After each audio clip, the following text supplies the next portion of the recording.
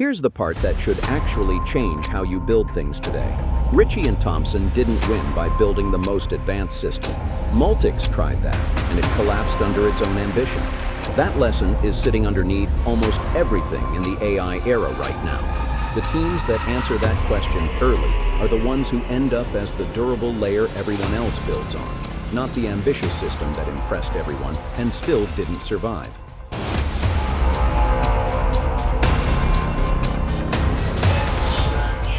Somewhere on the server that hosts this video, inside the phone you're watching it on, and buried deep in the infrastructure training the world's most advanced AI models, there is a piece of software philosophy from 1969 that refuses to die. It wasn't built by a billion-dollar company. It wasn't built with a 5-year roadmap or a board of directors. It was built, almost in secret, by a handful of engineers at a research lab on a discarded computer after their real project had just collapsed. That failed project cost millions of dollars and consumed years of work from 3 of the most powerful institutions in computing. The system that replaced it cost almost nothing. It had no official approval, and it is still running most of the internet right now as you watch this. This is the story of how Unix and C were born from a failure and why the operating system nobody asked for became the one nobody can escape.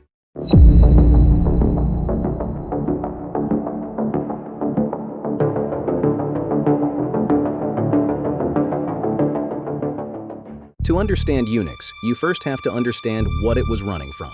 In the late 1960s, Bell Labs joined forces with MIT and General Electric on a project called Multics, an attempt to build the ultimate computing utility: multi-user access, advanced security, a hierarchical file system, dynamic memory, reliability strong enough to run like a public utility, always on for everyone. It was one of the most ambitious software projects of its era, and that was the problem. 3 organizations meant 3 sets of priorities, 3 decision-making chains, and no single authority who could just say, ship it. Every new feature had to coordinate with every other part of an already massive system. The hardware of the 1960s wasn't mature enough to support what Multics was trying to do, so engineers spent as much time recovering from hardware failures as they did building features. Bell Labs eventually pulled out. Multics wasn't dead, it would go on to be used commercially for years, but the dream of it becoming the universal computing platform was over. For the engineers who had been living inside that project, it felt like watching years of work quietly get shelved. One of those engineers was Ken Thompson. Instead of walking away from operating systems entirely, Thompson did something almost stubborn.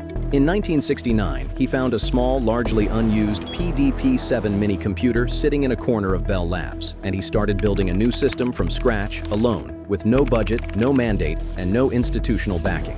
He kept the ideas from Multics that actually mattered: a real file system, processes, a way for a user to interact with the machine.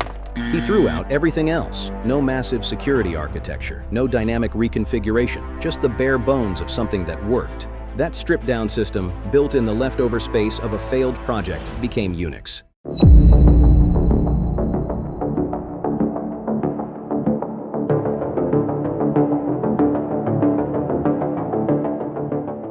Unix worked, but it had a problem baked into its foundation, and that problem could have killed it the exact same way Multics had died, just slower and quieter. Unix was written in assembly language, tied directly to the PDP-7's exact hardware.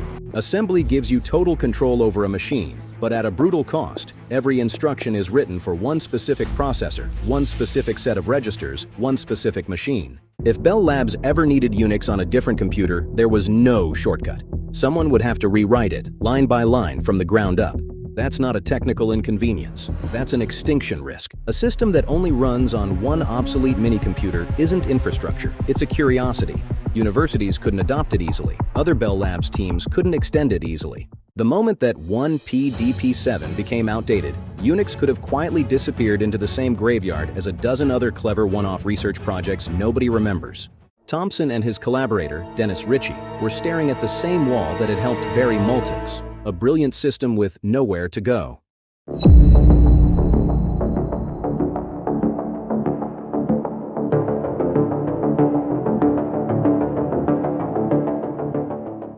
The fix wasn't more features, it was a different kind of leverage entirely. Between 1972 and 1973, Ritchie built a new programming language at Bell Labs, designed specifically to write system software, C. And then they did something almost radical for the time. They rewrote the entire Unix operating system in C. That single decision changed everything. Instead of being frozen to one machine's exact instruction set, Unix could now be moved to a new computer by porting the C compiler, not by rewriting the whole operating system from scratch. Unix stopped being a piece of hardware-bound code and became a portable idea.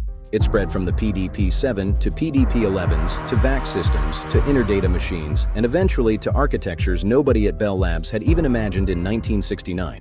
And the design philosophy underneath it was just as important as the language. Thompson and Ritchie built Unix around small, single-purpose programs that could be piped together, rather than one giant monolithic system trying to do everything at once, the exact opposite of what had overwhelmed Multics. A small kernel, a shell, files that represented everything, even devices, programs that did one job well and connected cleanly to the next one. Simple, composable, portable.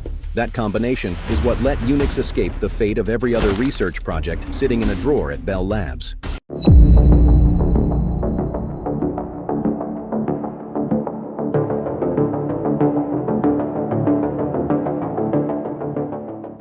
Here's the part that should actually change how you build things today. Ritchie and Thompson didn't win by building the most advanced system. Multics tried that, and it collapsed under its own ambition.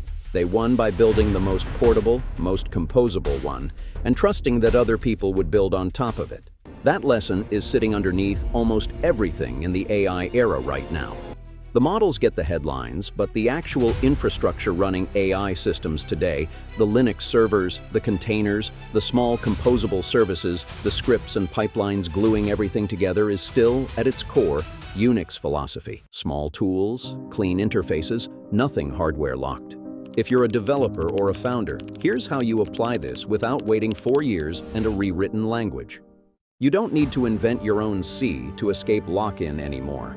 AI coding tools can already help you write portable, modular code from day one, instead of accidentally welding your product to one framework, one vendor, or one platform the way early Unix was welded to the PDP-7. You don't need a stripped-down team stumbling onto simplicity by accident either. You can deliberately design your product the way Thompson designed Unix. Small, composable pieces, instead of one overloaded system trying to be everything. The same trap that took Multics down. And if you're building on top of AI platforms right now, ask the Unix question. Is this piece of infrastructure portable, or is it quietly locking me to one vendor's hardware, one model, one ecosystem? The teams that answer that question early are the ones who end up as the durable layer everyone else builds on, not the ambitious system that impressed everyone and still didn't survive.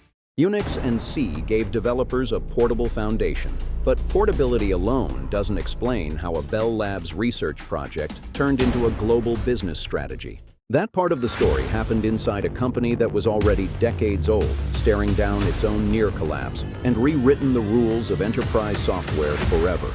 That's IBM, and that story is already on TechScratch.